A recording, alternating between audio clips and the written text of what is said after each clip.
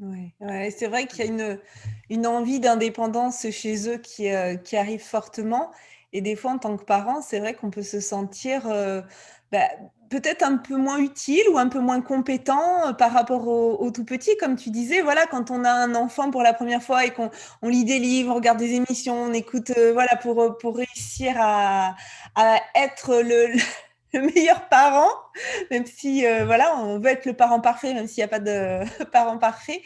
Et puis à l'adolescence, ça devient un petit peu plus compliqué.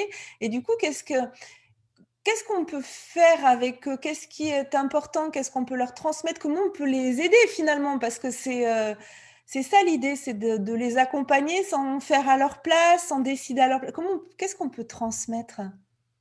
Justement, je pense qu'ils sont à un âge, en fait, où on peut énormément échanger avec eux, rien que sur des règles de vie. C'est-à-dire que là, ils sont plus à un âge où on peut encore leur dire, «N'oublie pas de mettre tes chaussettes au sale, éteins la lumière, fais pas ci, fais pas ça».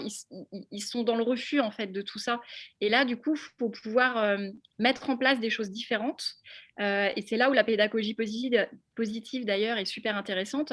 Il y a notamment le conseil de famille, tu vois? Où là, tu n'es plus en position où tu imposes quelque chose à ton ado, mais où là, on se met d'accord en fait sur des choses à mettre en place par rapport à des problématiques.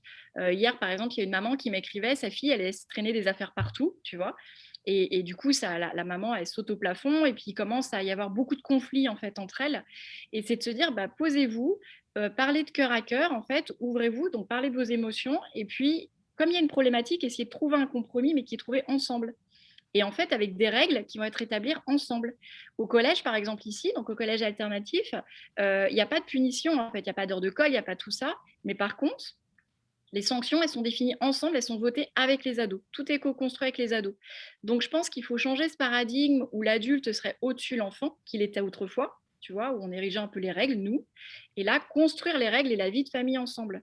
Et puis après, c'est aussi se dire que c'est un âge super où il y a plein de discussions qui peuvent se faire et s'intéresser à son monde. Parce que souvent, je repense à une maman qui m'avait dit, bah non, mais moi, il est tout le temps sur des jeux vidéo, c'est bon, c'est pas intéressant, je le laisse.